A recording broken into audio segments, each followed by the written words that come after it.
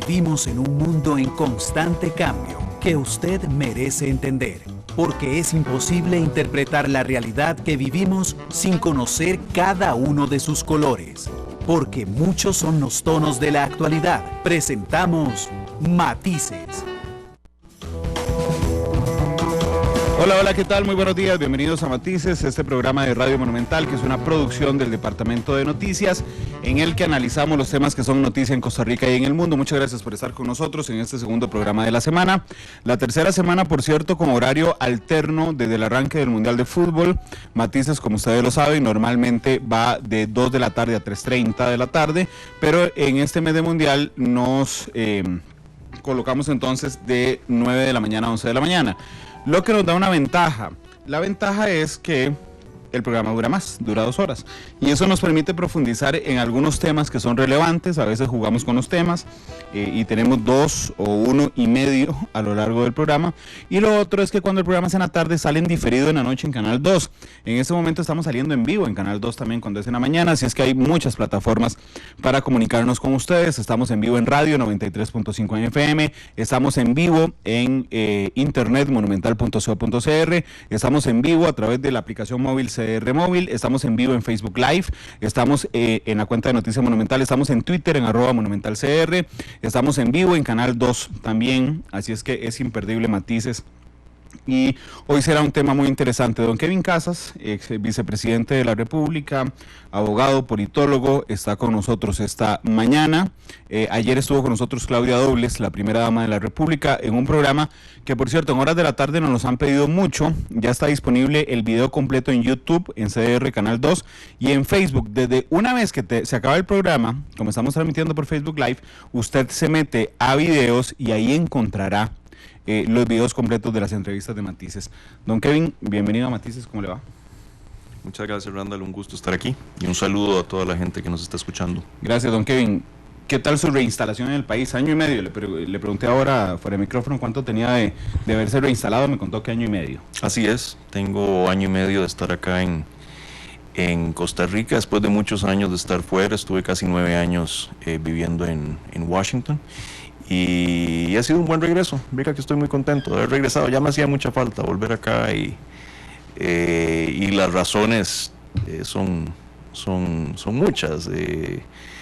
El tema de la familia, venga, que es importante.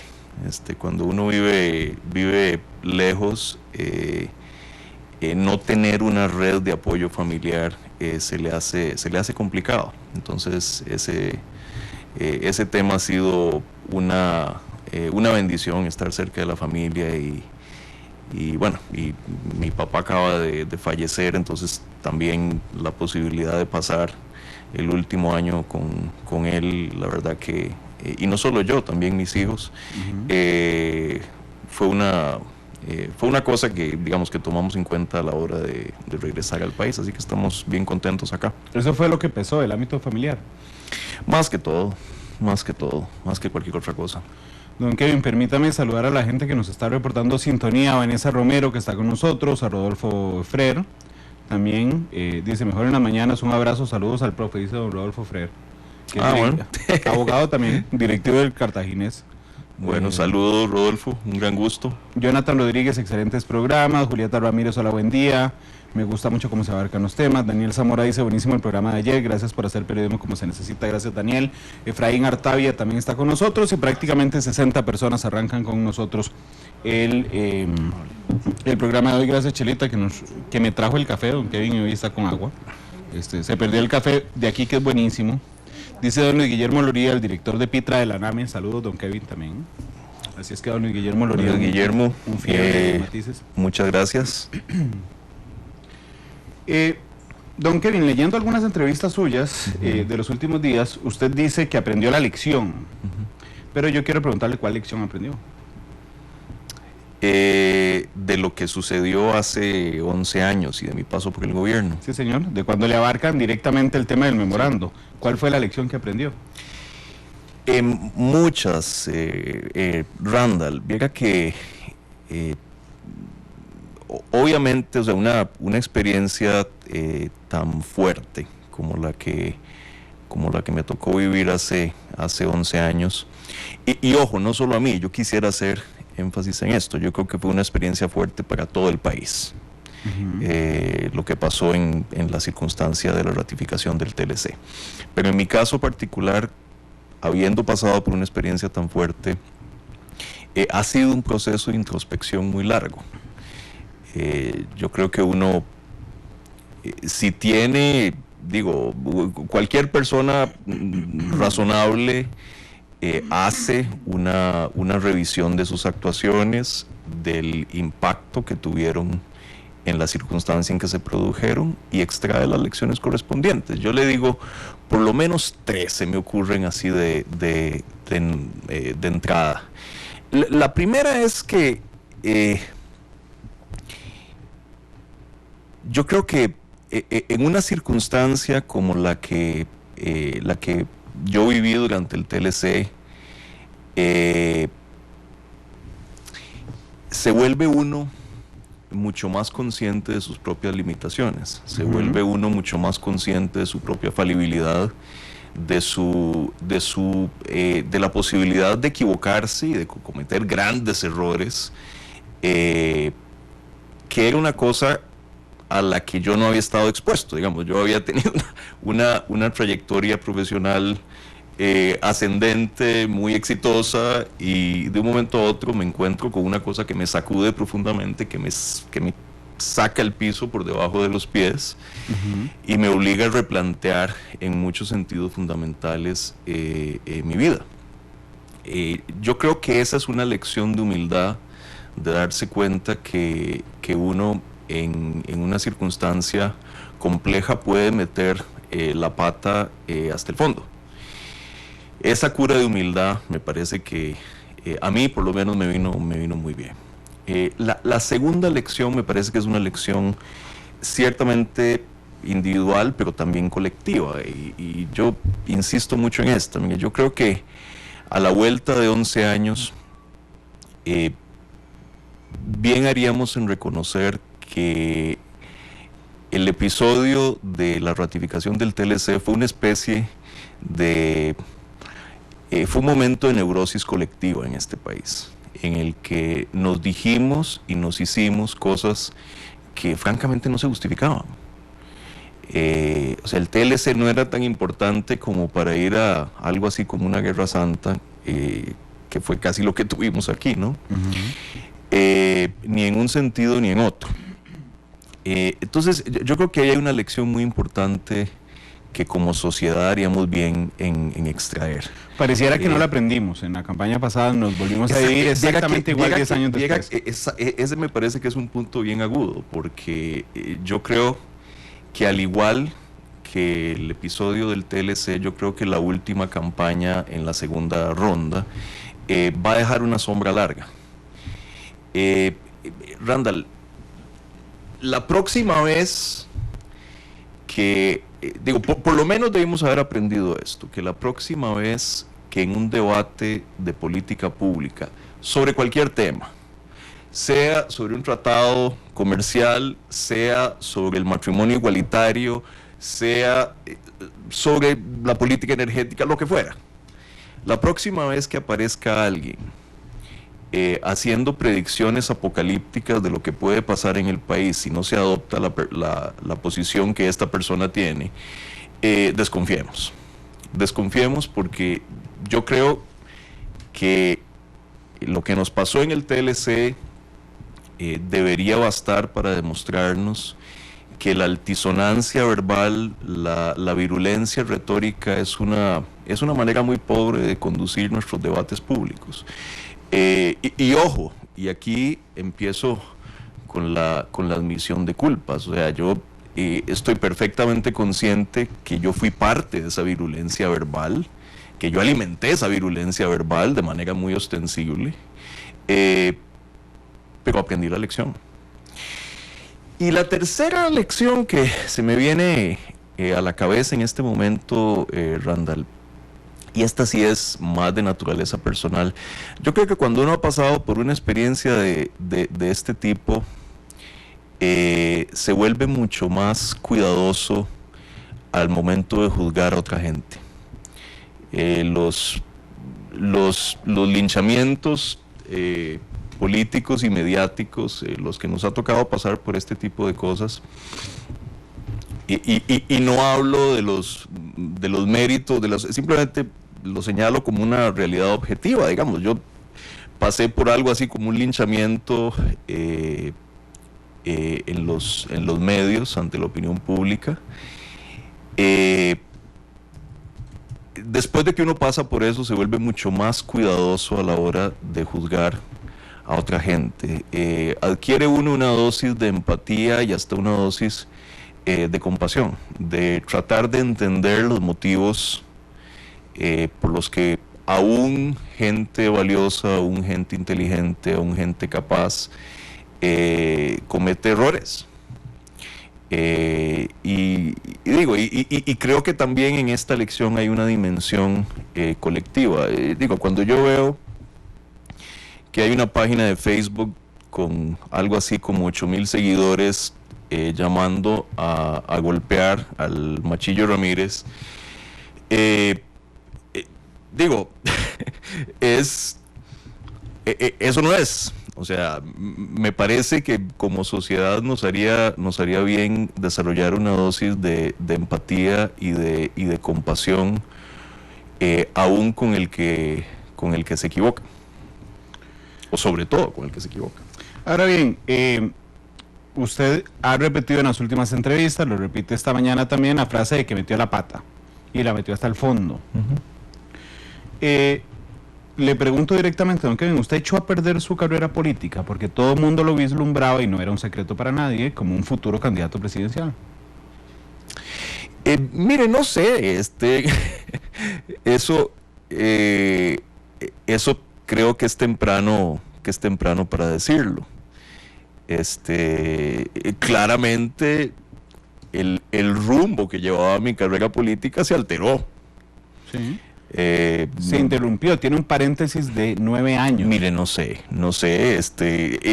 ciertamente lo tuvo todo este tiempo que estuve fuera del país, que dicho sea de paso fue un tiempo muy provechoso. Por eso le pregunté por su carrera política y no por su carrera profesional, que es diferente, porque entiendo que su carrera profesional siguió adelante, pero la carrera política no estoy seguro, don Kevin. La carrera política se interrumpió, claramente. Si hay alguna posibilidad de contribuir con el país, estaré en la mejor disposición de hacerlo. Estoy en la mejor disposición de hacerlo ahora, y me imagino que ahora vamos a hablar de eso. El presidente Alvarado me llamó para ser parte de esta comisión de reforma del Estado, y le estoy muy agradecido, y es una forma de contribuir con el país. ¿Usted está aquí para retomar su carrera política? Aquí en el país me refiero. Estoy aquí porque me encanta vivir en Costa Rica, porque mi familia está aquí, y porque con toda franqueza se lo digo, creo que para una persona como yo es más probable tener un impacto en la vida del país acá que en Estados Unidos. Y cuando estoy hablando de un impacto, hablo de un impacto que puede ser de muchas maneras. O sea, uno puede tener un impacto, hacer una diferencia aquí, me parece, con mucha más facilidad que un medio como el que yo estaba en Washington. Y eso no requiere estar en la política. Una de las formas de hacerlo es estar en la política, pero también lo hace uno desde la academia, desde la sociedad civil, desde los medios de comunicación como usted, Randall. Claro, de hecho, yo, fíjese que en el episodio del Memorando del Miedo, a los dos protagonistas principales, usted y don Fernando Sánchez, los he entrevistado recientemente, y es curioso cómo cada uno enfrenta la situación, porque sin duda alguna, digamos, unos que salieron más golpeados de la situación, aunque usted esta mañana me presente también lecciones colectivas, digamos, que le parece que el país debió haber aprendido, pero indudablemente usted en lo personal, y Fernando Sánchez también.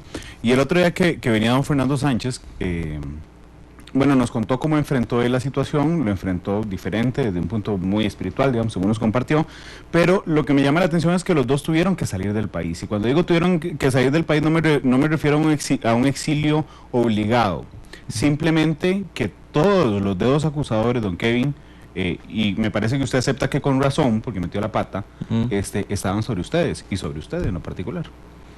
Yo creo que irme del país fue una decisión muy correcta. Digo, en lo personal no tengo duda, en lo personal yo creo que me hizo bien, tuvo un efecto terapéutico y además me permitió, cuando me fui a Washington, tener un periodo de crecimiento personal muy valioso. O sea, a lo largo de esos 9 años, lo que yo aprendí sobre lo que está pasando en el mundo, lo que aprendí sobre temas de desarrollo, lo que aprendí sobre temas de relaciones internacionales, digo, no tiene precio. Entonces, la verdad que si fue un exilio, yo no lo sentí así. Yo creo que fue un periodo muy provechoso. Además, en términos personales, fue una época muy linda, porque fue cuando nacieron mis hijos, los dos nacieron en Estados Unidos.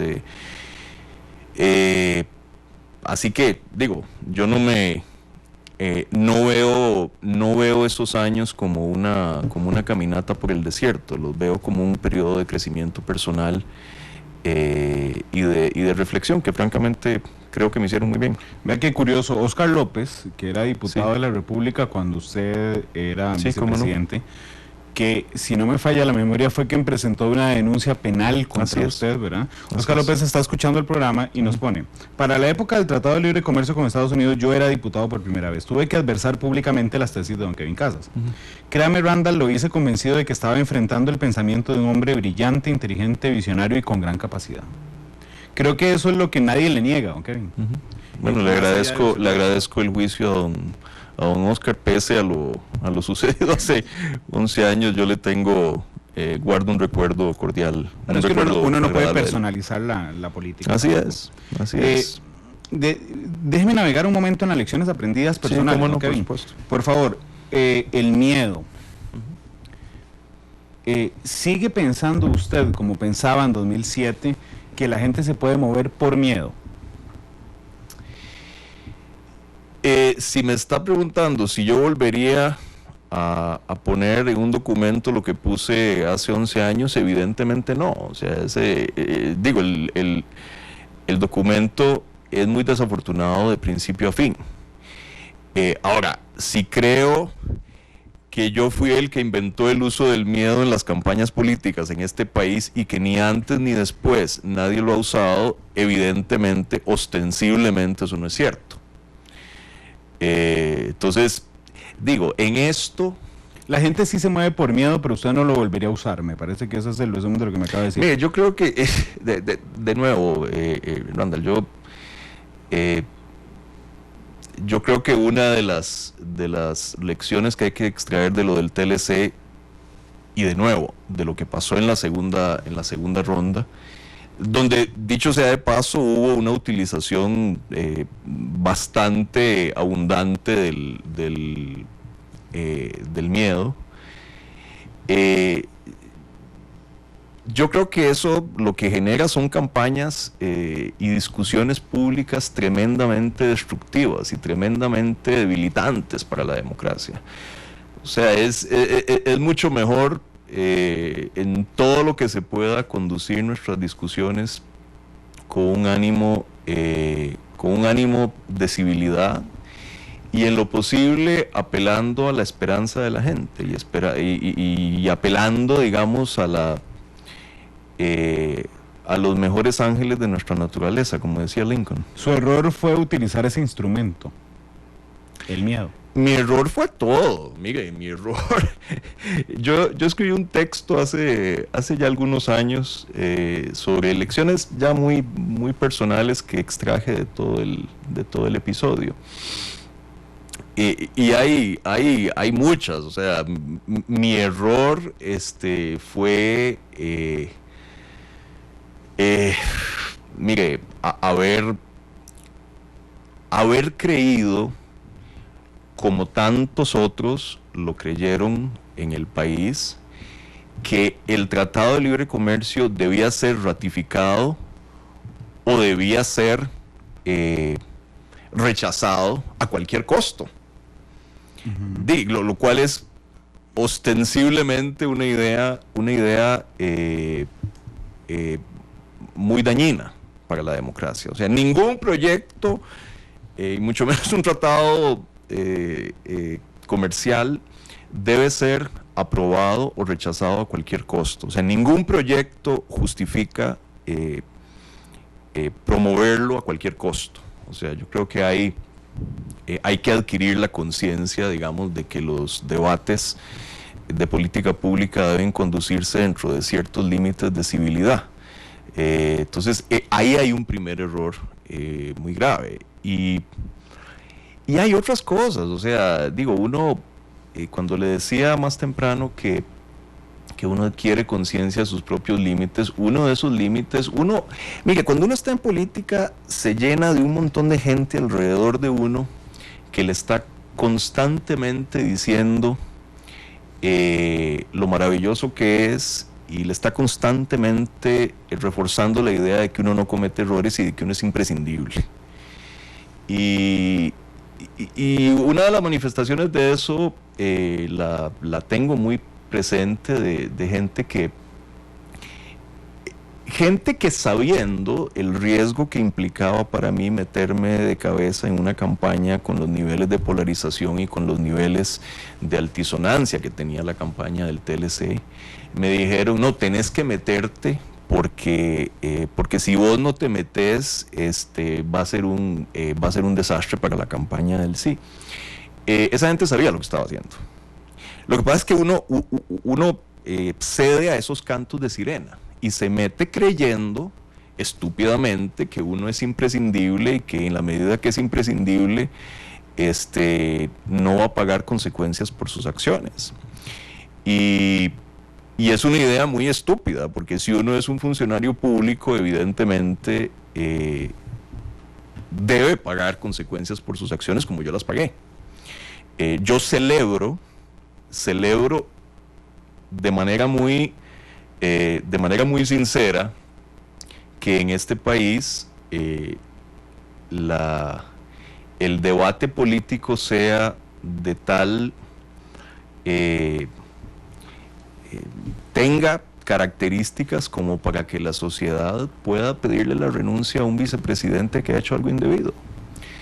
Digo, hay consecuencias, debe haber consecuencias políticas. ¿Usted yo las asumí. Esa gente que hizo cantos de sirena, sí. ¿Usted tiene algún reproche contra ellos? Nada, mira, a estas alturas, Randall, viera que una de las cosas que ha sido parte de este proceso de introspección de todo este tiempo es alivianarse de rencores. Uh-huh. Cuando uno perdona, vive mucho más liviano. Aún alguna gente, incluso gente cercana que hizo o dijo cosas feas contra mí, en algunos casos con una enorme hipocresía y bueno, en fin, viera que yo ya no me desgasto en cargar rencores de ese tipo. Hay una diferencia importante en mi vida, Randall, hoy con respecto a lo que era el caso hace 11 años. Yo tengo 2 hijos pequeños.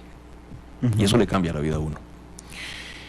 Y yo no sé, o sea, yo quiero que mis hijos aprendan de mí que la vida es una aventura hermosa, que la vida no es una eterna búsqueda de revanchas, y que uno vive más liviano cuando perdona. Entonces, y viera que a lo largo de estos años varias veces alguna gente me ha llegado con todo tipo de cuentos, como usualmente suceden estas cosas, a decirme, mira, es que yo sé cómo fue que pasó lo del memorándum, y yo sé quién lo filtró, y si vos querés yo te digo, mira, yo te traigo las pruebas. Randall, ya no me interesa. No tengo ningún interés en seguir rumiando una cosa que pasó hace 11 años, de la cual yo he tratado de extraer las lecciones más valiosas que pueda, a partir de las cuales he tratado de crecer como persona. Ya no me interesa, francamente, no me interesa seguir rumiando lo que pasó hace 11 años. Don Kevin, ¿alguno de esos cantos de sirena venían del expresidente Arias o del exministro Rodrigo Arias? No, en esos absoluto. Que lo convencieron, no. No, diga que no, vamos a ver, sobre eso tengo varias cosas que decir, en particular sobre el presidente Arias. Mire, yo tengo muchas razones para profesarle un respeto y un afecto profundo a don Oscar, pero una de ellas, y una muy importante, que no todo el mundo la sabe, don Oscar a mí nunca me pidió la renuncia, nunca. Yo me fui porque me di cuenta que si me quedaba en el gobierno iba a ser un lisiado político, y porque era lo correcto. Don Oscar a mí nunca me pide la renuncia,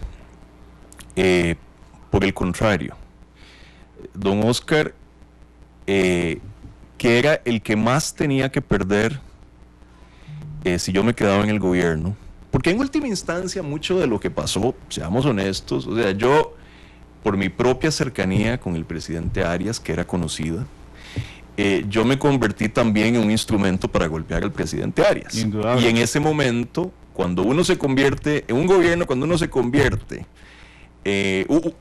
uno tiene que asumir que uno es una especie como de fusible, ¿no? Y si uno se convierte en un instrumento para golpear al presidente, tiene que irse, no tiene otra opción. Y viera que el presidente Arias, siendo quien más tenía que perder con mi permanencia en el gobierno, fue de los poquísimos que me defendió públicamente, cosa que se lo agradeceré siempre, y que es una medida de quién es como persona.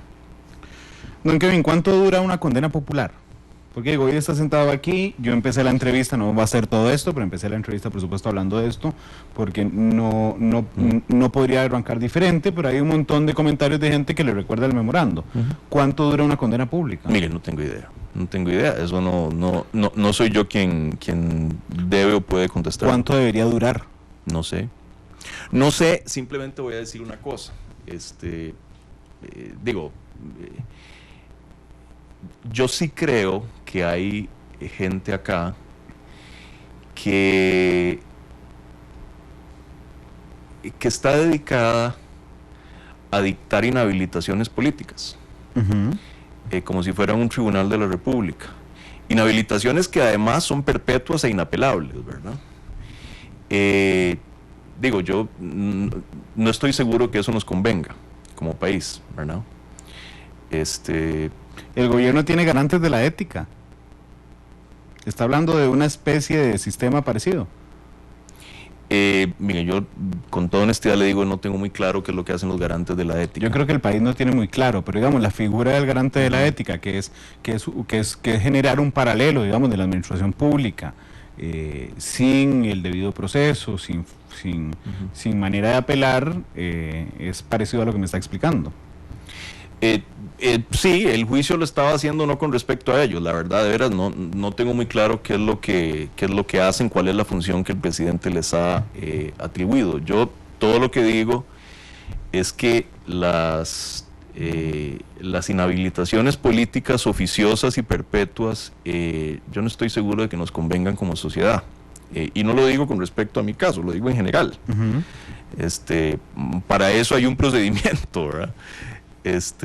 Hay un procedimiento que uno esperaría que se respetara. Don Kevin, ya la última pregunta respecto a este tema. ¿Usted qué es hoy? ¿Es un mártir? ¿Es un valiente, un luchador, un cínico por haber regresado al país a tener vida activa pública como la está teniendo? ¿Qué es usted? Un mártir, no. Randall, por amor de Dios. Va a tachar mártir. Un mártir no. Mira, el otro día alguien me hizo gracia porque alguien me preguntó, mire, pero es que usted, don Kevin, esto del memorándum es una cruz para usted. No, mire, esto no es una cruz, Randall. Es una experiencia de la cual uno aprende lecciones, como cualquier persona razonable debe aprender lecciones de los errores que comete. Cruces tienen otra gente. Cruces cargan quienes andan en este momento en Costa Rica buscando trabajo y no lo encuentran y no tienen cómo llevarle sustento a la familia. Cruces cargan las madres solas en este país que tienen que ver cómo hacen milagros para sacar a sus hijos adelante. Cruces cargan la gente que tiene hijos con necesidades especiales y que no tiene acceso a las atenciones médicas que requieren. Esas son cruces, lo mío no. Usted es un luchador valiente, ya que me dividió los adjetivos. Mire, yo soy una persona normal en la medida en que trato de aprender de mis errores y que tuve la gran ventaja, hay que decirlo, tuve la gran ventaja de que tenía una vida fuera de la política a la que podía regresar y que le saqué provecho a esa oportunidad. O sea, regresé a mi vida académica, regresé a una dimensión internacional que ya había cultivado un poquito desde antes y le saqué provecho. Mire, y le saqué provecho. Ahora, ¿cuál fue la otra posibilidad? Un cínico. Un cínico, sí. Vamos a ver, vuelvo al tema de las inhabilitaciones. Y esto lo ligo un poquito con lo de la Comisión de Reforma del Estado. Vamos a ver, hay gente que quisiera que yo permaneciera en un voto de silencio perpetuo como si fuera un monje cartujo. Sí. Mire, yo paso por la pena de decirles que eso no va a pasar. Eso no va a pasar porque, digo, a mí nadie me quita mi derecho de opinar sobre los asuntos nacionales, ni me quita el derecho de participar. O sea, yo mis derechos políticos no se los voy a entregar a nadie. Y no se pierden. Además, son irrenunciables, ¿verdad? Uh-huh. Entonces, yo paso por la pena de decirles que eso no va a suceder. Y digo que lo ligo con lo de la Comisión de Reforma del Estado, Randall, porque a mí me llama la atención en esta discusión que se ha producido en los últimos días. Bueno, obviamente se han dicho muchísimas cosas, se ha vuelto a sacar, como era de esperar, absolutamente, el tema del memorándum y de lo que pasó hace 11 años, cosa que yo entiendo. Mire, no... O sea, cuando a mí me hace gracia, a veces en las redes sociales me ponen, en Twitter en particular, me ponen hay un hashtag, a veces me lo ponen, yo no olvido. Ajá. Y lo que me dan ganas de responderles es, yo tampoco, yo tengo presente lo que pasó hace 11 años de manera muy, muy vívida, y no olvido las lecciones que he sacado de todo eso. A lo que voy es que se han dicho un montón de cosas, pero es interesante enfocarse en lo que nadie ha dicho. Y una cosa que nadie ha dicho es que yo no sepa del tema de reforma del Estado. ¿No? Eso nadie lo ha dicho. Y dicho sea de paso... Y nadie ha dicho que usted no es capaz, que usted no es inteligente. Mire, lo que intenté, don Kevin, fue ver qué era lo más comentado respecto a usted desde su regreso público, digamos, a la Comisión de Notables. Hay quienes decían que usted era mártir, lo leí un par de veces, por eso se lo agregué hoy. Hay otros que dicen que usted es muy valiente, porque después de meter la pata tan al fondo hay que ser valiente para venir, dar la cara y que se le venga la lluvia de la opinión pública encima y aún así estar tranquilo como lo está. Y hay otros que dicen que usted es un cínico. Por eso se lo resumí así. De todo ahí en la viña del Señor. Y algunos que no puedo decir hasta ahora.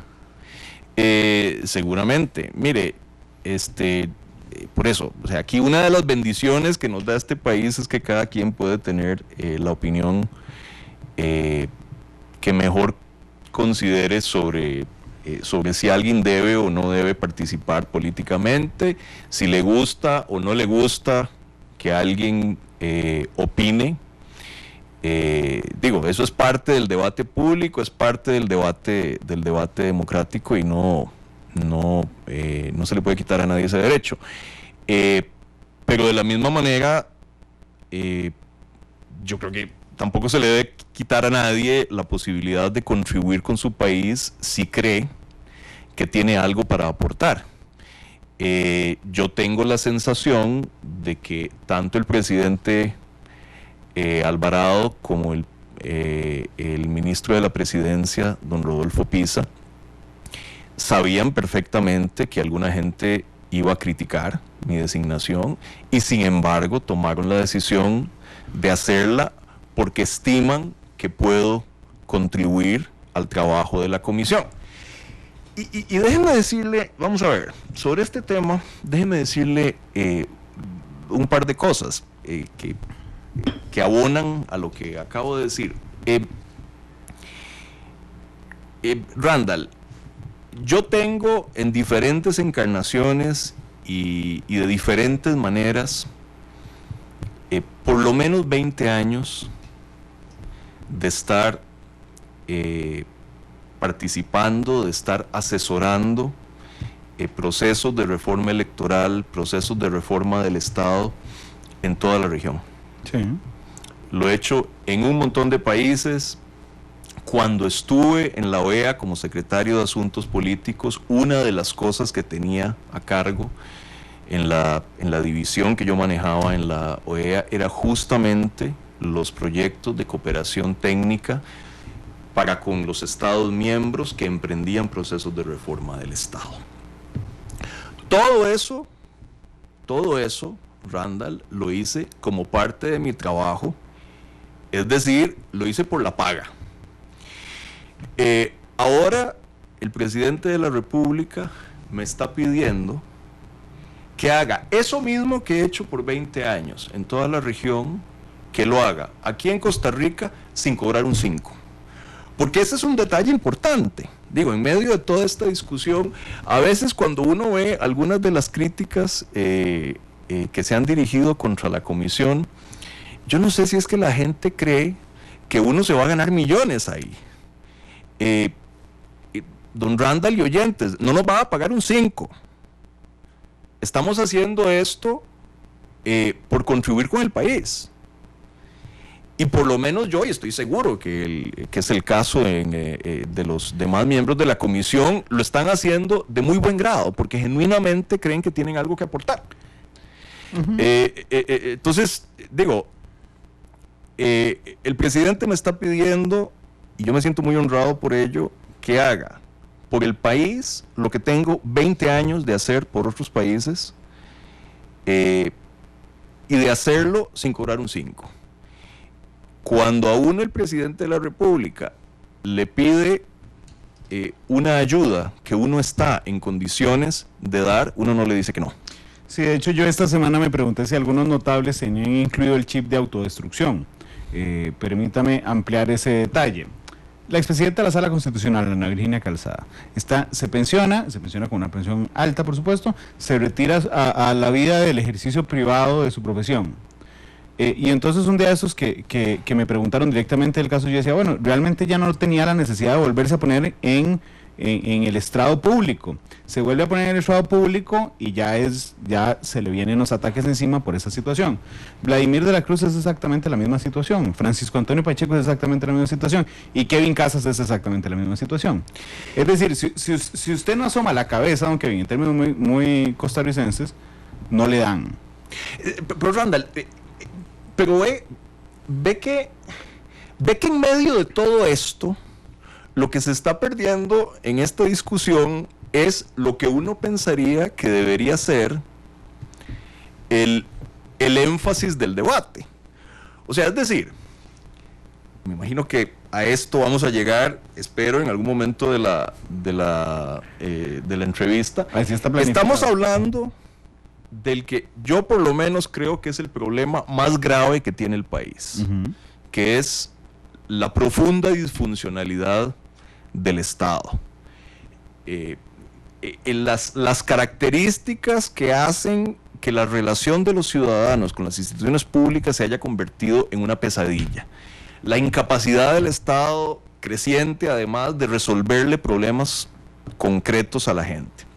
Estamos hablando del problema, creo yo, más importante que tiene el país, ¿verdad? Que es un problema complejo, que es un problema que se ha gestado a lo largo de mucho tiempo.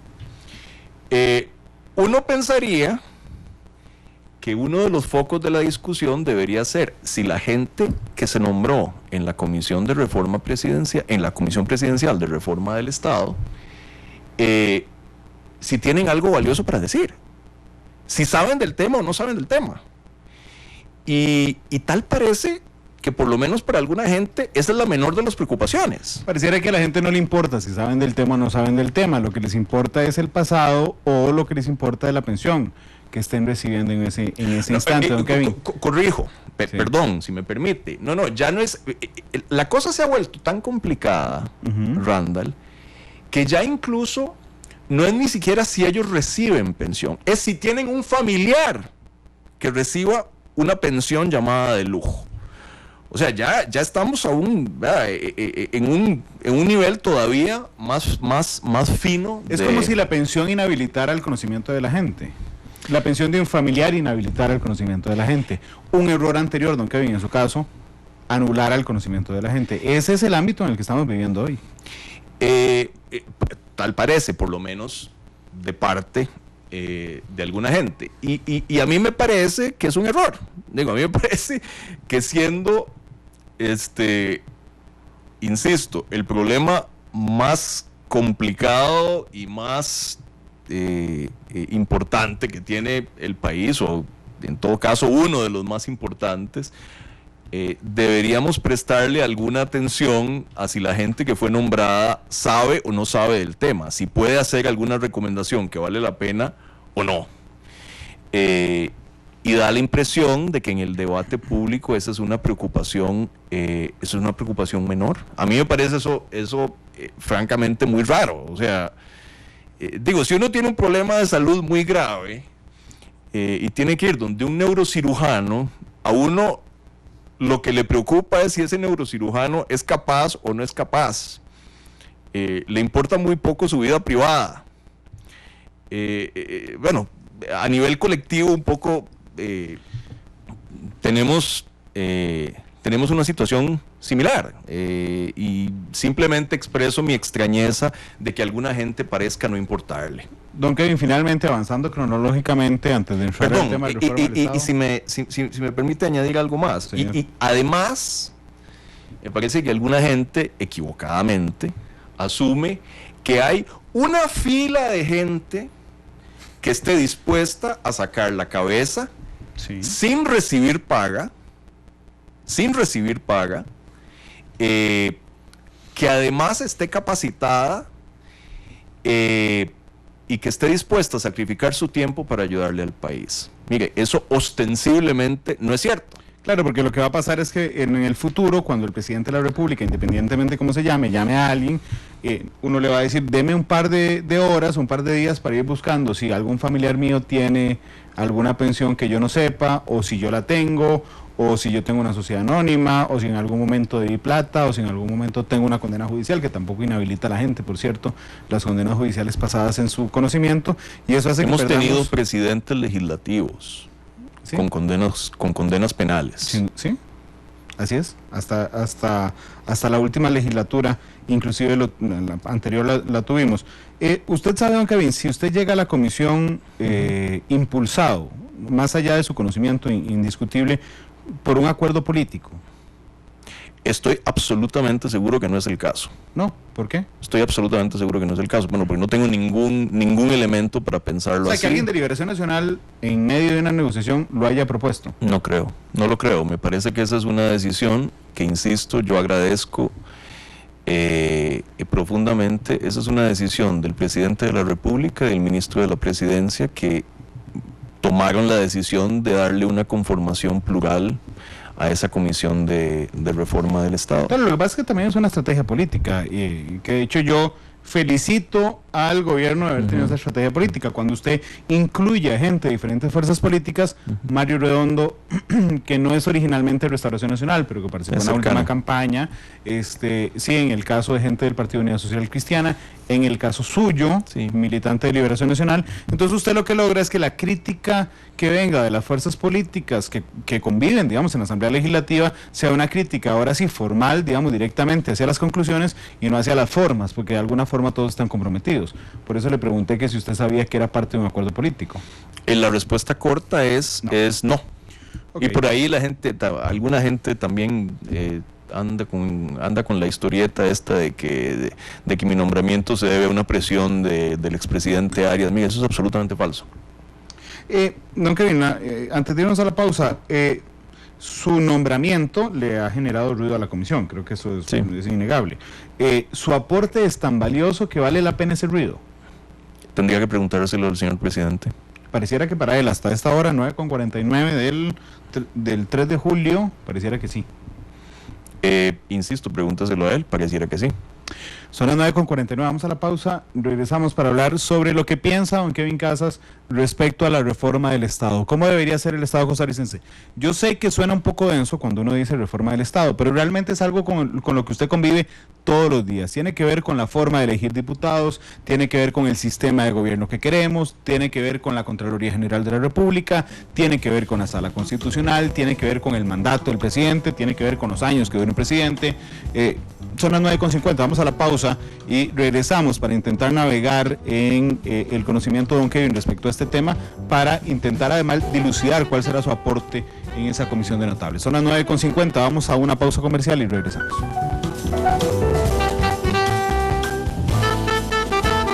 Matices por Radio Monumental. 9:53 a.m, gracias por estar con nosotros hoy en Matices. Está don Kevin Casas, vicepresidente de la República, abogado, politólogo, graduado en la Universidad de Costa Rica, en la Universidad de Essex, así se dice. Essex, la del Reino Unido, y también en Oxford. Cumplirá 50 años ahorita, en cuestión de un mes. De mañana a un mes cumplirá 50 años. Don Kevin Casas, significa que fue vicepresidente a los 38. A los 37. Sí, bueno, y 2007-38, sí. Muy joven, llegó a ser vicepresidente de la República. Sí, entiendo que era el más joven, no sé cuántos años. Después le ganó el presidente. No, Alvarado llegó con 38. Sí, sin duda alguna. Él es presidente. Puesto mata edad. 9:53. Don Kevin, ¿cómo se imagina usted el Estado costarricense? Es una pregunta amplísima, pero es para irla cerrando.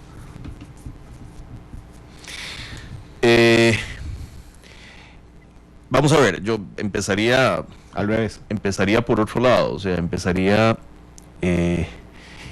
diciendo qué es lo que tenemos. O sea, me parece que tenemos, para empezar, un estado discontinuo.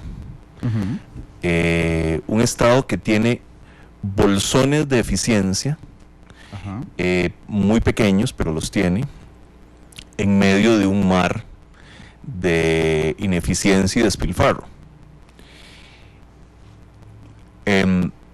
Entonces, de eso hay varias implicaciones. Una implicación es que deberíamos tratar de aprender qué es lo que hace que algunas instituciones sean más eficientes que otras. O sea, qué es lo que hace, por ejemplo, algunos ejemplos que me vienen a la mente, el Banco Central tiene cuadros muy buenos. El Ministerio de Comercio Exterior tiene cuadros muy buenos. El Ministerio de Hacienda, en términos generales, no totalmente, pero tiene, digamos, o sea, hay instituciones, y esas no son las únicas, hay otras que hacen un trabajo realmente bueno, que son capaces de atraer gente de primer nivel. Eso en un mar de ineficiencia y en un mar de falta de resultados, porque eso es lo más fregado, Randall. El tema es que desde hace ya mucho tiempo el Estado en Costa Rica está siendo cada vez menos capaz de satisfacer las expectativas y demandas de una población cada vez más exigente en términos de los servicios y los bienes públicos que produce. Y en esa brecha entre expectativas crecientes y capacidades menguadas, es donde se nos ha colado un descontento crónico y un descontento difuso, que nadie está muy claro cuál es la razón. ¿Por qué está molesto? Es en esa brecha. Sí, claro, pero nadie tiene claro por qué está molesto. Absolutamente. O sea, simplemente está molesto y ya. Yo creo que hay diferentes explicaciones de esa molestia. Como decía hace un rato, el hecho de que la relación de los ciudadanos con el Estado se haya convertido en una pesadilla permanente.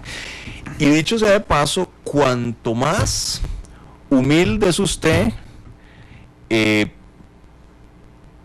más cargada de negatividad está esa relación. O sea, si usted tiene que ir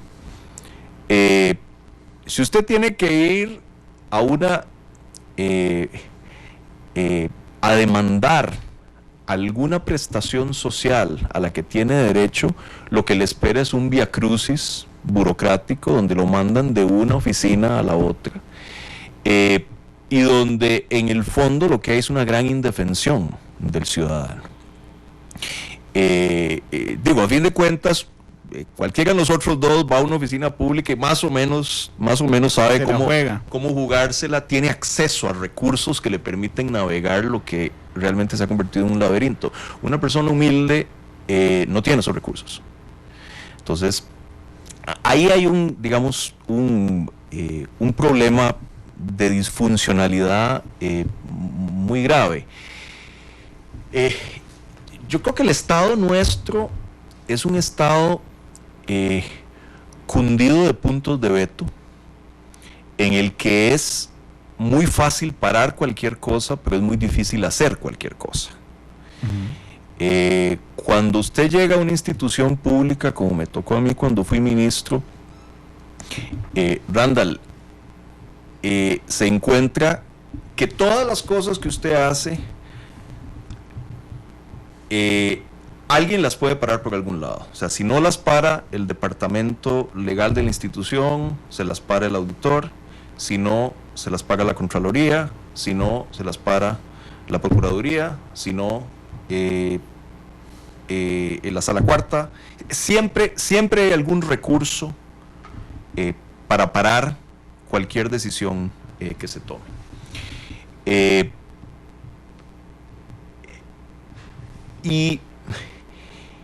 Y no solo para pararla, sino que hay todo un entramado de incentivos en el Estado nuestro que conduce a que nadie quiera tomar decisiones. Porque cuando se toman decisiones, no es simplemente que esas decisiones son ineficaces, sino que se expone uno a una sanción. Entonces, todo el mundo está quieto en primera base, ¿verdad? Cuando yo estaba en el Ministerio de Planificación, mire, todas las mañanas tenía un cerro así bruto de documentos que tenía que firmar en mi escritorio. 2/3 partes de los cuales, Randall, eran cosas que tenían que haberse decidido 2 y 3 niveles para abajo. Pero nadie tomaba decisiones. Mire, el Estado costarricense es la única organización compleja que yo conozco donde las cosas se delegan para arriba. O sea, la cosa usted la pasa ahí para arriba y hay que se entiendan, ¿verdad? Porque nadie quiere tomar decisiones. Entonces, aquí, una de las cosas que nos está pasando es que hemos desarrollado un sistema de controles que capaz, con un poco de suerte, que evita algunas cosas malas. Ojo, no fue capaz de evitar el cementazo, no fue capaz de evitar una serie de casos que hemos tenido de corrupción en la función pública. Pero digamos, asumamos que ese sistema de controles es capaz de evitar algunas cosas malas. Puede o no ser. Lo que yo sí le aseguro con certeza absoluta es que ese sistema evita un montón de cosas buenas. Es un sistema enormemente dispensioso porque condena a los funcionarios públicos a vivir insatisfechos, a vivir con la noción de que se les considera corruptos en potencia, a vivir con la noción de que si toman iniciativa se exponen a que les den por la cabeza. Eso es enormemente costoso, pero en el costo de eso, nadie lo cuantifica. Entonces, hay un problema grave de la maraña legal esta que hemos creado, la proliferación desaforada de controles, que yo creo que es enormemente costosa para el país. Inclusive el presidente costarricense, independientemente de cómo se llame, es el presidente de América Latina con menos poder de mando increíblemente, digamos, realmente uno escoge al presidente y bajo la expectativa de que va a decir muchas cosas, pero realmente el presidente de Costa Rica tiene casi cero poder de decisión y tiene un montón de gente que lo puede vetar en el camino, ¿verdad? De hecho, en el debate político de la primera ronda, que estaban aquí 6 candidatos, antes de empezar el debate, les dije, ¿ustedes por qué quieren ser presidentes? Yo no entendía realmente la motivación, porque yo decía, ¿para qué van a ir? No pueden mandar, no pueden tomar decisiones. Bueno, el problema de cada candidato será porque quiere ser presidente, pero lo cierto es que ser presidente en Costa Rica es muy complejo.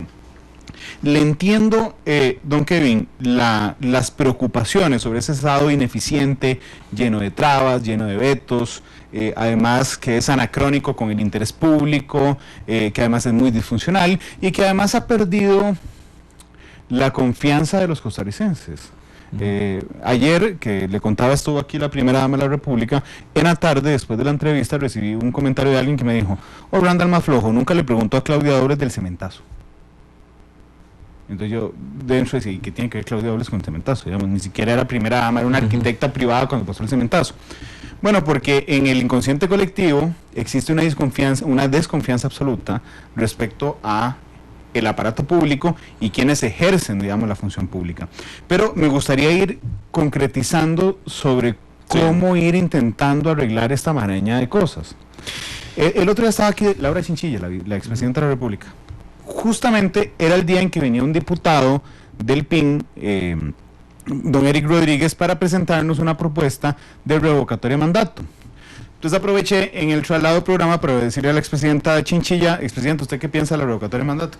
Me dijo, no, para nada, es una o sea, en medio de un sistema político tan disfuncional, o sea, si vamos a cambiar a un sistema parlamentario está bien, pero si vamos a tener la ocurrencia de generar una revocatoria de mandato en medio de un sistema presidencialista tan difuso y disfuncional como es este, estoy absolutamente en desacuerdo. Y realmente fue la primera vez que pensé que podríamos estarle poniendo curitas al sistema, porque no nos atrevemos a dar un paso más grande en la reforma del Estado y en el cambio del sistema político, ¿ok? Vamos a ver, yo creo que al problema de proliferación desaforada de controles sobre la función pública se le suma otro problema que hemos ido acumulando a lo largo de las últimas 2 décadas, que nos hace un enorme daño, que es la fragmentación creciente del sistema de partidos. Construir mayorías legislativas en Costa Rica se ha convertido desde hace mucho tiempo en una tarea titánica. O sea, ya los presidentes en Costa Rica tienen 25 años de no tener mayoría legislativa propia. Y esa fragmentación ha sabido crecer a lo largo de los últimos 20 años. El gran problema de eso, Randall, es que no hay vuelta atrás. Yo no conozco ningún caso de un país cuyo sistema de partidos se haya fragmentado de manera sostenida, que de un momento a otro dé vuelta atrás y regrese a un sistema con 2 grandes partidos, aun si eso fuera deseable. De eso no hay casos. O sea, la fragmentación del sistema de partidos solo marcha en una dirección.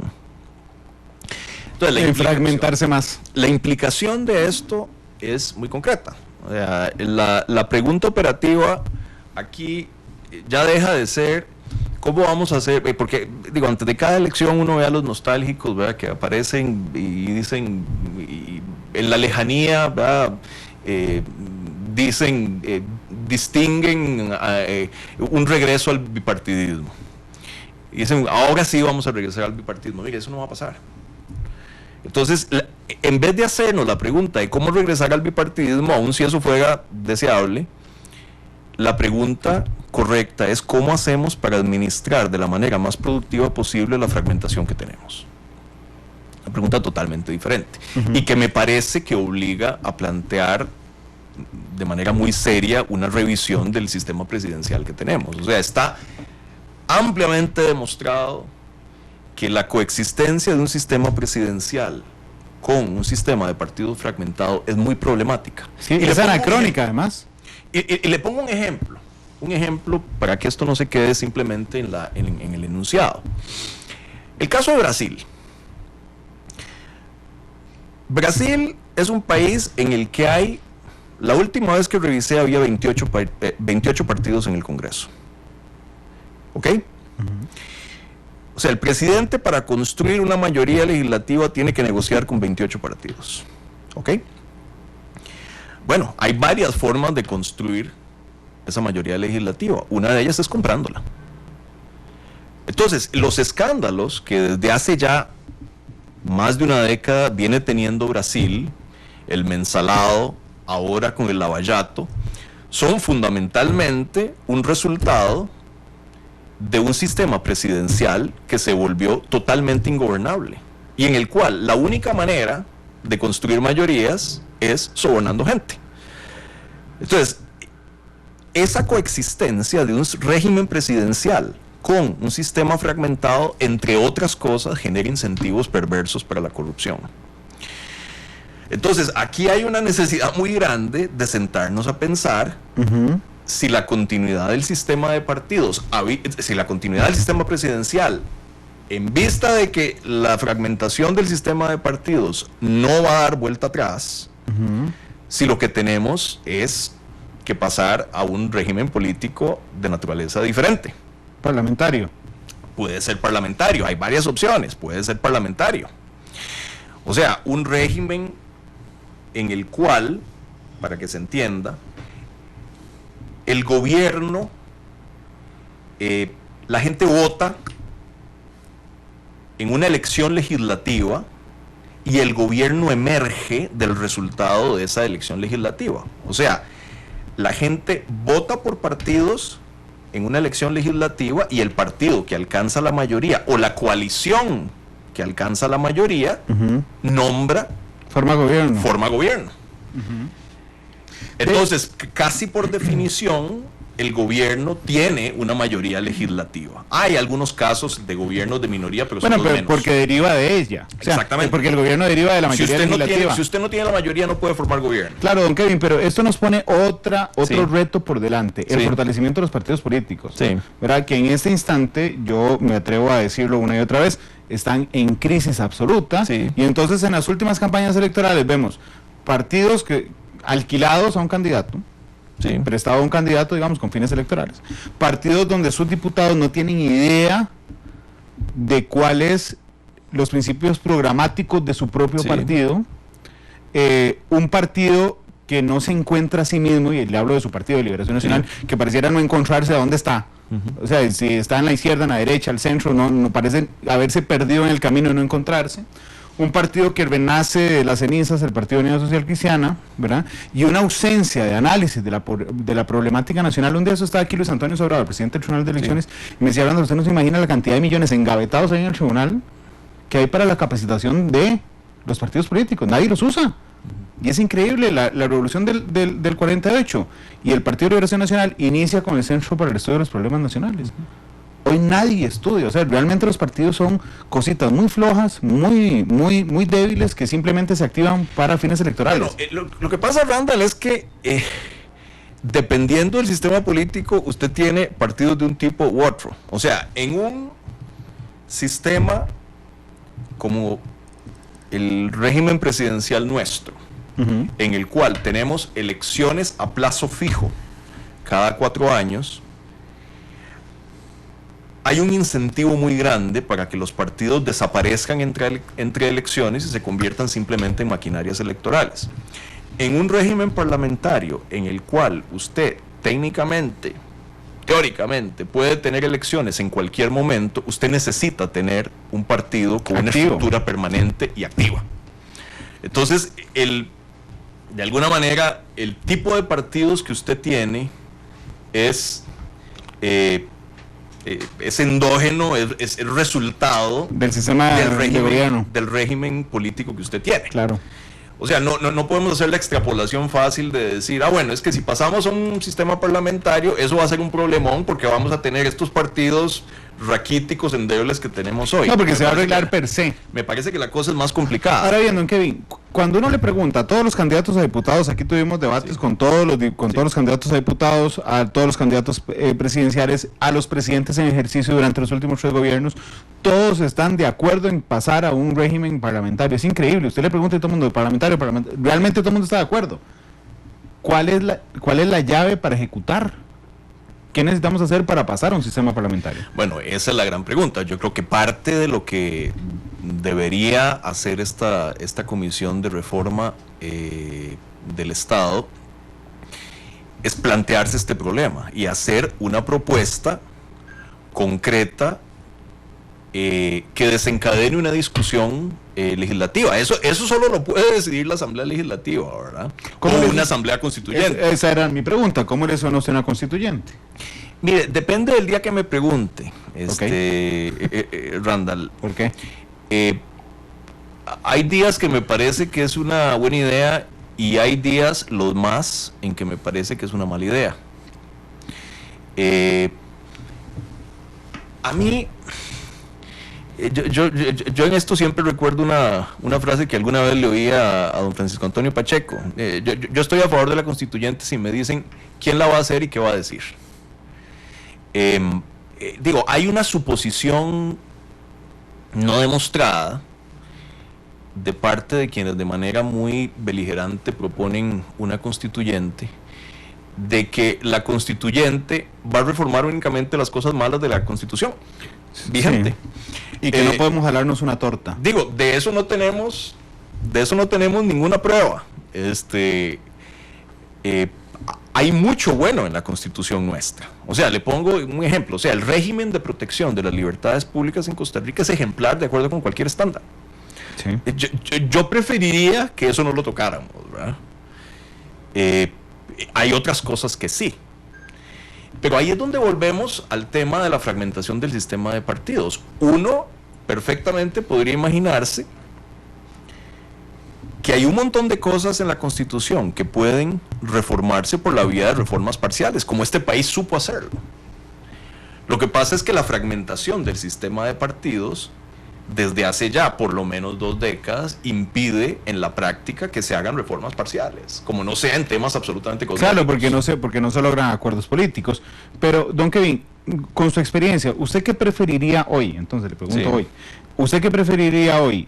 ¿Que vayamos a una constituyente para resolver un montón de temas o que intentemos impulsar reformas parciales por medio del acuerdo político? Reformas parciales por medio de acuerdo político. Cuando usted esté sentado en la comisión y dice, ¿qué hacemos? ¿Proponemos qué? Reformas parciales. Yo diría que sí.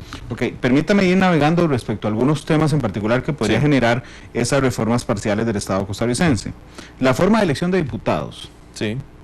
Todo el mundo habla mal de la forma actual de elegir. A nadie le gusta.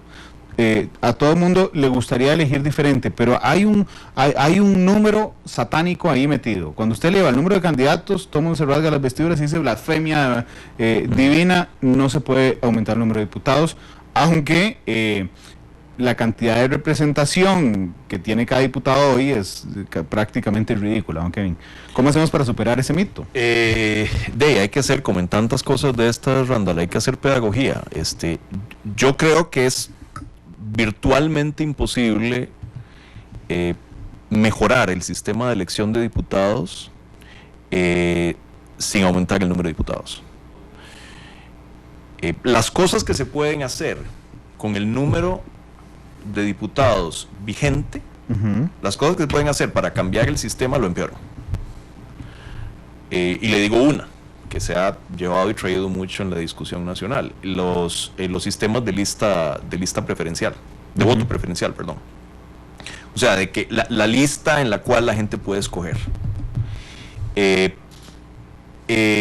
es un desastre.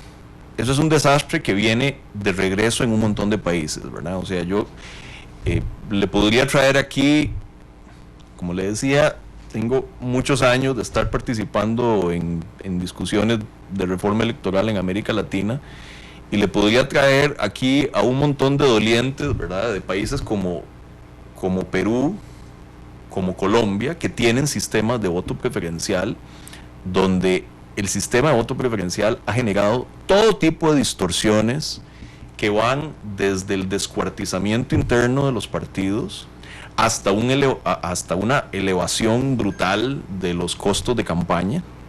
Sí. Porque en vez de tener una campaña para diputados, el partido, usted tiene 50 candidatos a diputado, cada quien con su estructura de porque mandato. Todos tienen la misma opción de llegar a ser diputados. Exactamente. Entonces, lo que se puede hacer con el número actual de diputados para cambiar el sistema, lo empeora.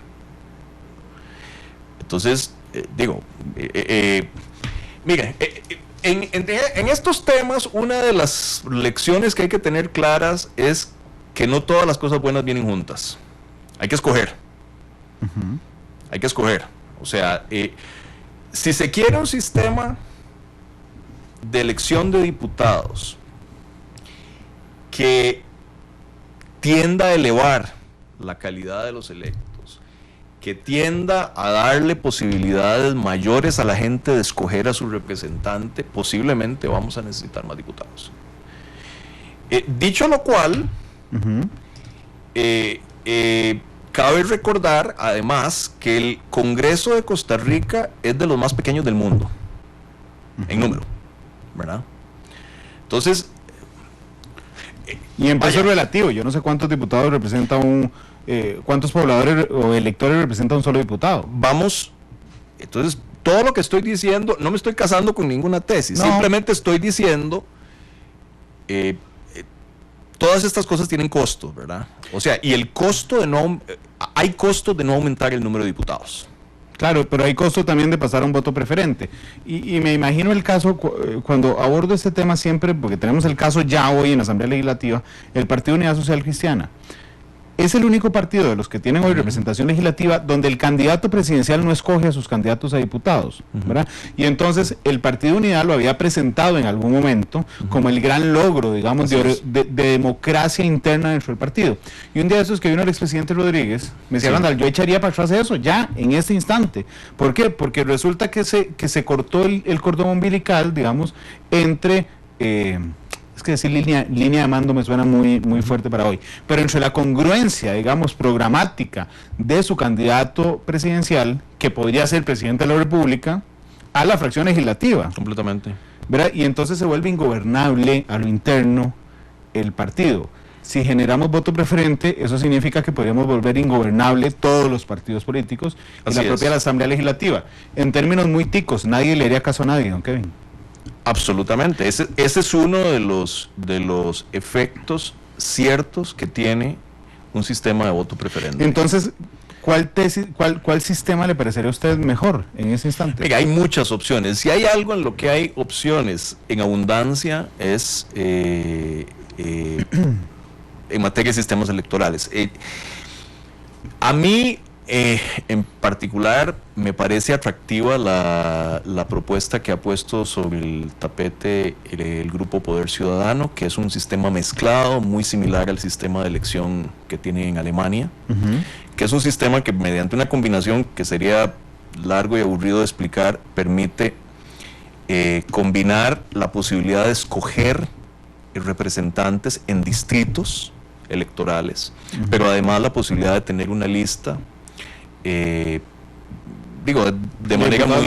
manera muy balanceada y muy adecuada. Esa es una opción, no estoy diciendo que sea la única.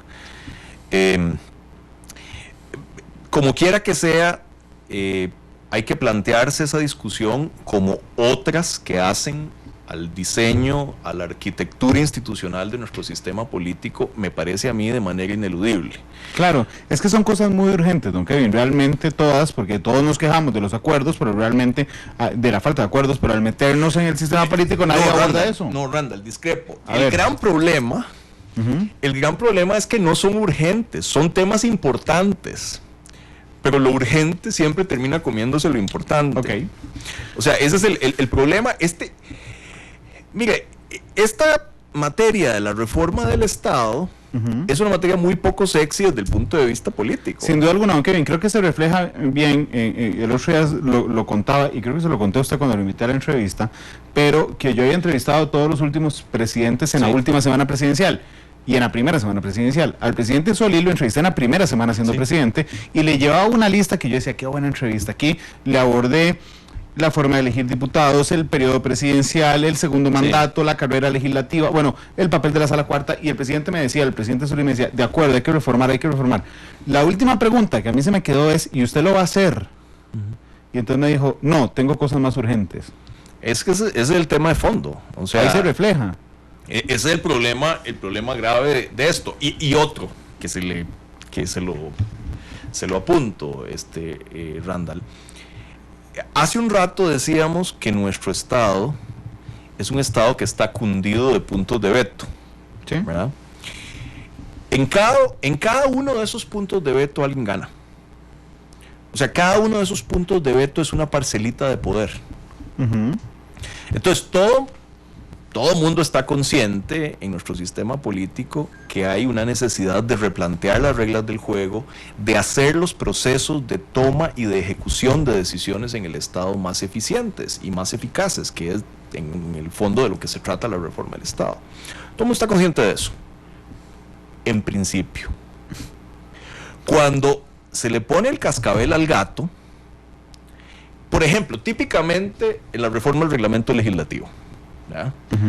Cuando se le pone el cascabel al gato y se diseña una reforma que agilice los procesos de toma de decisión en la Asamblea Legislativa, inmediatamente aparecen los resquemores porque ese nuevo sistema va a obligar a renunciar a poderes de veto que en este momento algunos actores políticos tienen. Claro. Entonces, digo, en el fondo nadie quiere renunciar a esa pequeña parcela de poder que les confieren estos puntos de veto. Entonces es muy complicado, verdaderamente. O sea, ahora, yo espero, y esta es una discusión que hemos tenido en la comisión, yo espero que en estos 5 años que han pasado desde el reporte de la comisión anterior, nombrada al final de la administración Chinchilla, se hayan multiplicado las evidencias de la disfuncionalidad de nuestro sistema político. Bueno, pero además tiene una diferencia que el otro día lo conversaba con doña Laura, y doña Laura admitió como un error de ella y del expresidente Rodríguez cuando hizo también su comisión. La convocaron al final de su mandato y eso le restaba fuerza política para impulsar las reformas necesarias. Esa es una diferencia importante en este caso. Yo no esperaría que el presidente Alvarado, una vez que finalicen el trabajo de una comisión, impulse políticamente las reformas, como por ejemplo la manera de elección de diputados, y le quería preguntar la carrera legislativa, don Kevin, ¿estaría de acuerdo con eso? Vamos a ver, se lo contesto de varias formas. Me parece que el primer dato que hay que señalar es que literalmente, Randall, hasta donde yo me acuerdo, la última vez que revisé esto, no había ningún país del mundo donde no hubiera reelección sucesiva de diputados, solo Costa Rica. Ajá. O sea, en algún momento, hace algunos años había 4, Ecuador, Filipinas, México y Costa Rica. Ya de eso solo queda Costa Rica. Okay. Entonces, es una anomalía lo que tenemos. Ahora, estoy perfectamente consciente que proponer un sistema de reelección sucesiva con el sistema electoral que tenemos es muy problemático, porque lo que hace es darle a cúpulas partidarias muy desgastadas de por sí todavía más poder, la posibilidad de premiar y castigar a los representantes de su partido. según el lugar donde los pongan en la lista. Entonces, me parece que la discusión de si debe haber, que yo creo que debe haber, en principio, reelección sucesiva de diputados, es una discusión contingente derivada de la discusión sobre la modificación del sistema electoral. Ok, depende una de la otra. Así es. El mandato presidencial, Andrés Manuel López Obrador asumirá el 1 de diciembre. Por cierto, un plazo ridículamente largo para asumir la presidencia, 5 meses, pero lo asumirá por 6 años. Sí.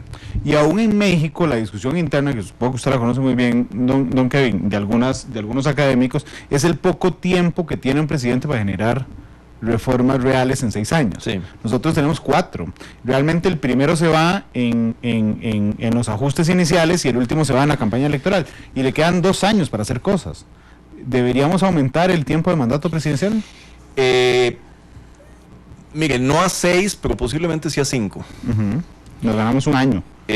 Posiblemente sí a 5. La otra opción es tener el sistema que tienen en Estados Unidos, que es tener reelección sucesiva una vez. Esa era mi otra pregunta. Figúrese que yo en eso tengo dudas grandes, que no las tenía hasta que en mis andares, cuando estaba en la OEA encargado de las misiones de observación electoral, viera que me metí mucho en la misión electoral de hace 4 años en Colombia, cuando el presidente Santos fue reelecto de manera sucesiva.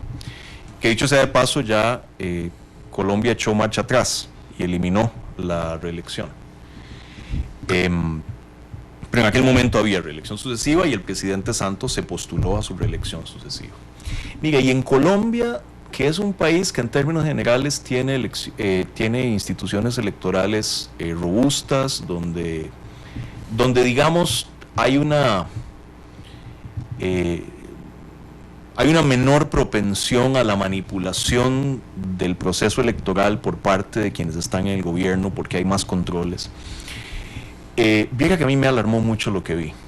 O sea, la reelección sucesiva introduce distorsiones tremendas en la equidad del proceso electoral.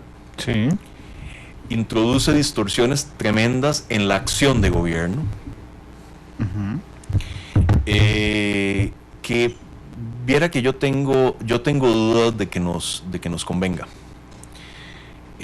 Yo, antes que promover un sistema en el que haya reelección sucesiva, preferiría alargar un poquito el periodo presidencial, no a 6 años, que me parece muy largo, pero quizás sí a 5. Me parece que eso sería más o menos razonable. Sí, de hecho yo caí en cuenta. Yo siempre me había preguntado si era bueno para el país un segundo mandato consecutivo, hasta que había Barack Obama entrar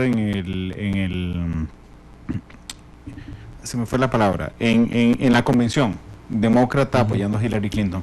Cuando Obama entra, digamos, yo me puse a pensar realmente en todo lo que significaba esto, respecto a los límites que tenía que imponerse el Estado a la hora de gobernar durante ese periodo, ¿verdad?, a las lecturas inclusive simbólicas que podría generar la participación del presidente en campaña política. Y ojo que no estaba hablando de una reelección de Obama, estaba hablando de una reelección de su partido. Miguel, perdón, ¿podemos llamar un segundo a la sala de redacción? Porque es que hay información, como los taxistas tienen paralizado y hay información importante. Y bueno, me lo había preguntado, pero ha sido claro, extendería 5 años, no habría segundo mandato continuo, se mantendría igual.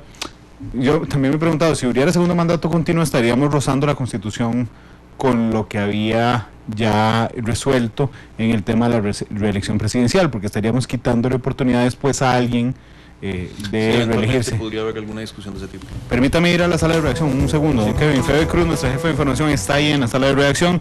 Nos cuenta cómo avanza la manifestación de taxistas y lo complejo que se ha vuelto la circulación esta mañana. Febe, ¿qué tal? Muy buenos días. ¿Qué tal, Randall? Muy buenos días para usted, para don Kevin y por supuesto los oyentes de Matices de Radio Monumental a esta hora de la mañana. Cumplieron la amenaza, los taxistas han bloqueado vías importantes camino a Casa Presidencial, una gran cantidad de taxistas, por lo menos lo que hemos podido apreciar a través de las imágenes internas que hemos recibido. Por supuesto, a las 11 de la mañana les vamos a ampliar, pero a los conductores que tomen en cuenta, colapsada prácticamente la ruta 32, en Desamparados también, Guadalupe, La Fuente de la Hispanidad y Circunvalación. En este momento se dirigen hacia Casa Presidencial, así que a los conductores realmente se ha complicado muchísimo el tránsito en carretera. Han salido desde distintos sectores del país, todos camino hacia Zapote, así que bueno, ya lo habían anunciado los taxistas hace unas semanas atrás que hoy iban a colapsar el tránsito en presión contra el gobierno. Pues ellos se habían manifestado en muchas ocasiones en el gobierno anterior, ahora lo hacen en esta administración para pedir el bloqueo de la aplicación de Uber. Recordemos que ya la administración del expresidente Solís había señalado que era prácticamente imposible bloquear esta aplicación porque no es viable hacer esto en el país. Sin embargo, ellos insisten en que es el ultimátum que dan al gobierno. Si no se bloquea la aplicación de Uber, van a continuar con más acciones e incluso más fuertes, han dicho los taxistas ya en los últimos días. Bloqueado el tránsito, bastante complicado el casco capitalino para que si usted anda por este sector lo evite, y si está por Zapote y Circunvalación también lo haga, porque realmente es caótico lo que está pasando en carretera en este momento con la manifestación de taxistas. A las 11 de la mañana nosotros les ampliamos, vamos a ver si lo reciben en Casa Presidencial, porque sí han generado pues una situación vehicular bastante difícil para la mayoría de conductores. Randall. Gracias, Febe. Estaremos atentos entonces, 11 de la mañana, a la segunda emisión de noticias, recordándole además a la gente que nos sigue en redes sociales y la que está con nosotros en Facebook Live, que apenas termina Matices, se para esa transmisión e inicia prácticamente 5 minutos después, con el noticiero, para que usted pueda seguirlo también por Facebook Live. Gracias, Febe. Hay un montón de temas más, continuamos después de usted y por supuesto continúe usted con el programa que está muy muy interesante. Gracias, Febe. 10 de la mañana con 32 minutos. Don Kevin, la revocatoria de mandato, aquí me estoy arriesgando a que me conteste lo mismo que me contestó hace un momento en otro tema, que es que depende del sistema de gobierno y el sistema político que escojamos. Ahí tengo una opinión mucho más definida. Cuando hablamos de un sistema parlamentario no estamos hablando realmente de revocatoria de mandato, simplemente hay diferentes maneras de salir del gobierno, se hace un voto de censura, la coalición se puede romper y el gobierno se queda sin mayoría. Esa es una de las ventajas que tiene el régimen parlamentario, que tiene más válvulas de escape que un régimen presidencial que es inherentemente más rígido. La revocatoria de mandato en un sistema presidencial, mire, tal vez para cargos de bajo nivel, como lo tenemos acá, a nivel municipal, pero para el presidente de la República a mí me parece una locura. Me parece que introduce un elemento de inestabilidad política brutalmente grande. Uh-huh. Y me parece también, Randall, que introduce un elemento de frivolidad a la hora de ejercer el sufragio, ¿verdad? La idea esta de que, bueno, voto por pero si no me gusta, dentro de 6 meses lo cambiamos, ¿verdad? Yo creo que, por el contrario, debemos inducir a la ciudadanía que ejerza su sufragio de la manera más informada y más responsable posible. Lo invito a leer el proyecto de ley del diputado Eric Rodríguez Steller y de José Miguel Corrales, las causales de revocatoria de mandato del presidente. Hace una semana, en este micrófono, don Eric Rodríguez me prometió que iba a revisar y a corregir 8 de las 14 causales, porque eran abiertísimas, digamos, había una que decía, por ejemplo, aprovecharse de fondos públicos. Así, el texto, imagínese lo que cabría en ese término. Eso es una locura, o sea, la revocatoria, si queremos algo parecido a la revocatoria de mandato, entonces vayamos a un régimen parlamentario con todos los incentivos y todo el entramado jurídico que implica un régimen parlamentario.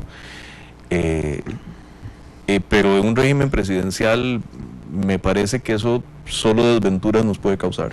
Hablemos del papel de la Sala Constitucional. He tenido la oportunidad de entrevistar a los últimos presidentes de la Sala. Sí. a Ana Virginia Calzada, a don Gilbert Armijo, a Ernesto Ginesta, recién salido de la Sala Constitucional, y lo que me pareció muy curioso es que todos opinan lo mismo. Cuando yo les abordo y les digo, es que la Sala se convirtió en un Senado, los tres me responden, no, nos convirtieron en un Senado. Es decir, la falta de acuerdos políticos hace que nos lleven los temas. Sin embargo, yo creo que la verdad están a la mitad. Más o menos. Eso en alguna medida es cierto, pero por otro lado, yo tengo la impresión de que la Sala Constitucional nuestra nunca desarrolló una cosa que otros tribunales constitucionales del mundo, pienso por ejemplo en el Tribunal Constitucional Alemán, la propia Corte Suprema de Estados Unidos, nunca desarrolló una doctrina de la autolimitación, de una serie de criterios que hacen que la propia sala se niegue a recibir ciertos casos, porque deben ser definidos políticamente. La nuestra nunca desarrolló una doctrina de ese tipo. Los magistrados defienden normalmente que tienen una altísima autocontención. Los números no respaldan eso, ¿verdad? O sea, hay un antiguo estudiante mío que hizo una tesis de política y derecho comparado sobre la Sala Constitucional, y los números eran aterradores. O sea, cuando se comparan el número de casos que proporcionalmente llega a la Sala Constitucional nuestra con el número de casos que llega a salas constitucionales, a tribunales constitucionales comparables al nuestro, lo que nosotros tenemos es la demencia absoluta, ¿verdad? O sea, es un tribunal constitucional que no tiene parangón en el mundo, donde absolutamente todo acaba ahí. Entonces, tengo la sensación, por los números que he visto, que la autocontención, si existe, no está siendo efectiva. Son 17,000 casos al año, 46 por día, 2 por hora, lo que llega a la Sala Constitucional hoy. Yo lo que he visto es que los números de Costa Rica no se compadecen, no se comparan, perdón, con los de ningún otro caso similar. Don Kevin, ¿y cómo arreglamos eso? Porque es que a mí lo que me da miedo cuando uno se mete en temas de la Sala Cuarta, yo sí reconozco que la Ley de Jurisdicción Constitucional del 89 le vuelve a dar vida, o le da vida a la Constitución política, pues estaba muerta y escrita en piedra, ¿verdad? Y entonces creo que es innegable el papel de la Sala Constitucional, pero ¿cómo arreglamos eso sin poner en riesgo el papel de la Sala? Hay cosas, me parece que se pueden, y esto ya se propuso en la Comisión de Reforma del Estado anterior, por ejemplo, crear tribunales de menor rango de amparo y habeas corpus, de manera que la sala fundamentalmente se enfoque en acciones de inconstitucionalidad y en aquellas cosas que le lleguen en alzada.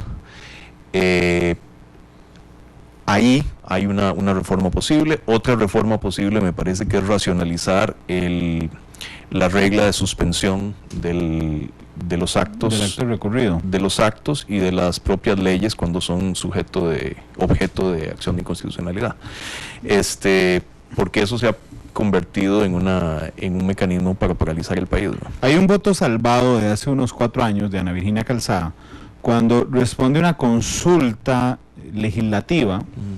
Ella salva el voto y entonces ella señala que la consulta podrá venir firmada solamente por los diputados que hayan votado en contra del proyecto aprobado en primer debate, ¿verdad? A mí me llamó mucho la atención porque ella decía, es que no es posible que un diputado vote a favor de una propuesta y que al día siguiente firme una consulta de constitucionalidad, porque eso genera también la práctica perversa de quedarle bien a un grupo, claro, sabiendo que tiene un vicio inconstitucional, y usted la firma, le quedó bien a todo el mundo y el culpable fuera Sala. Así es. ¿Cómo regularía la consulta legislativa a la Sala Cuarta, okay? Como mínimo aumentando el número de diputados que la pueden plantear. Okay. ¿Le parece esa tesis de la ex magistrada Calzada? Tendría que leerla con calma, tendría que leer el voto. Sí, yo se le he planteado a algunos diputados, algunos me dicen, no, a mí no me parece porque yo tengo el derecho de tener dudas, aunque haya aprobado la propuesta, pero bueno, es interesante, sin duda alguna. La Contraloría General de la República. Mire, yo creo que lo primero que hay que tener claro en el caso de la Contraloría es que nuestro sistema de control, que está anclado en una norma constitucional en el artículo 184, que es un sistema de control previo, donde la Contraloría tiene que visar literalmente cada gasto que se hace en el Estado. Es un sistema que marcha a contrapelo de las tendencias mundiales, que ponen un énfasis mucho mayor en el control posterior de las decisiones que comprometen recursos públicos. El problema es que tenemos una norma constitucional. Este es un caso en el que modificar el sistema de control del gasto público requiere una reforma constitucional. Mire, este tema de la Contraloría es realmente muy complejo. Porque yo creo, y eso me devuelve a una parte anterior de la discusión, en todo el sistema de control que hemos desarrollado, lo que se ha olvidado es cómo hacemos para proveer con eficiencia y eficacia los bienes y servicios públicos que está demandando la población. Ese es el objetivo de un sistema de control. El respeto puntilloso por cada reglamento y la lucha contra la corrupción son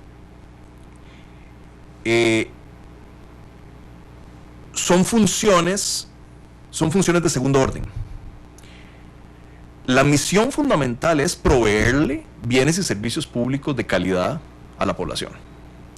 Ojo, cuando digo que son de segundo orden, no estoy diciendo que no sean importantes, son fundamentales.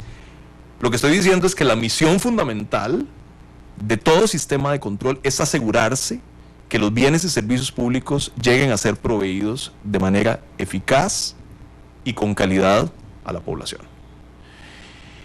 Y en eso, como que a la gente no parece importarle demasiado, ¿verdad? O sea, aquí lo que priva es un celo jurídico brutal de asegurarse el cumplimiento escrupuloso de todas las formalidades que cunden en cada decisión que se toma en el sector público. Esto tiene implicaciones importantes en términos de reforma. O sea, yo creo que una de las cosas en las que deberíamos enfocar la acción de la Contraloría, y en honor a la verdad hay que decirlo, la Contraloría lo hace cada vez más, es haciendo auditoría sobre el impacto que tienen los programas de política pública. O sea, si los recursos públicos que estamos invirtiendo como sociedad en un determinado programa cumplen en efecto con sus objetivos. O sea, esa debería ser la pregunta fundamental. Claro, pero es que la Contraloría lo hace cada vez más por el enfoque de su jerarca. Y no lo podemos dejar libremente. Es que ese es el tema que deberíamos plasmar en la legislación, que esa sea como es en otros países, como es en Estados Unidos, como es en el Reino Unido, la función fundamental de la Contraloría. Ojo, una función que además, la función de evaluación de la efectividad del gasto público debería ir ligada a la función presupuestaria. O sea, que lo que diga la Contraloría, como es en Alemania, tenga forzosamente que ser tomado en cuenta a la hora de hacer el presupuesto por parte del Parlamento. O sea, que si un programa no está cumpliendo sus objetivos, que si los recursos se están desperdiciando, ese programa hay que cerrarle la llave. Y tener un impacto real en el presupuesto. Así es. Hay una instancia que a mí me preocupa enormemente y entiendo que es muy polémica. La Procuraduría de la Ética Pública es un órgano de la Procuraduría de la República que no se convierte en el debido proceso, o sea, no sigue el debido proceso. Es un órgano administrativo que hace una recomendación y que lo sexy hoy para todos los candidatos presidenciales y para todos los diputados es decir que sus resoluciones serán vinculantes, pero no constituye jurídicamente una investigación con todos los órdenes del derecho de defensa, por ejemplo, y algunas otras cosas. Mire, yo debo decir que desconozco cómo, si la regulación de del trabajo de la Procuraduría de la Ética ha evolucionado o no. De lo que me acuerdo cuando estaba en el gobierno, era alarmante la falta de procedimiento. Es exactamente igual. Ahí no había nada arreglado, ahí todo era discrecional, ahí el debido proceso brillaba por su ausencia. Yo no sé si eso ha cambiado. No, señor. Le cuento yo, bueno, entiendo que lo tendrá que estudiar, pero digo, es exactamente igual. Si es así, es alarmante. Solo que ahora la presión mediática inclusive es preguntar a los candidatos, ¿serán vinculantes en su administración las resoluciones de la Procuraduría de la Ética? El que diga que no, lo van a linchar públicamente. Pero bueno, es un tema sin duda alarmante. Inclusive en la legislatura anterior, a inicios de este año, cuando la Procuraduría de la Ética resuelve un caso del exdiputado Otto Guevara, hay un párrafo que realmente a mí me deja el pelo de punta, don Kevin. Dice: a don Otto Guevara se le encuentra responsable de faltas a la ética pública porque en su función de diputado, de legislador, no buscó el interés general sino particular. Ok, hasta ahí suena muy, muy lindo. Pero cuando yo pienso, Randall, en la función del diputado como mi representante legislativo, es decir, yo vivo en Cartago, los diputados de Cartago son mis representantes y el que yo vote es mi representante, entonces también es legítimo que yo plantee mis dudas particulares respecto a mi representante en la Asamblea Legislativa. Entiéndase, si hay un montón de asaltos en mi barrio durante el último mes, yo creo aún hoy que tengo toda la legitimidad de llamar al diputado que me representa, decirle, hay 10 asaltos en la última semana. Y seguramente será un interés particular, no general de la ciudadanía. Pero dejarlo tan abierto deja muchos límites a los diputados, don Kevin. Sin duda alguna. Lo conversé con el presidente saliente de la Asamblea Legislativa, Gonzalo Ramírez. Me dijo: Grande, si yo conociera esto de antemano, me devuelvo, no soy diputado. Simplemente no se puede hacer nada en este país. Esta es la respuesta de algunos diputados. Don Kevin, permítame ir a la última pausa comercial. Nos quedan 4 minutos, si acaso, de entrevista. Y necesitaba pero ahí veo que tiene apuntado lo de tramitomanía. Sí. Aprendió usted a leer al revés también. Yo lo hice, eso es muy valioso. Uno pone el papel, se sienta en el escritorio de los ministros y lee de cabeza. Esa es la reforma del Estado que toca al ciudadano de manera directa. Vamos a la pausa. Sí. Y regresamos, 10:48.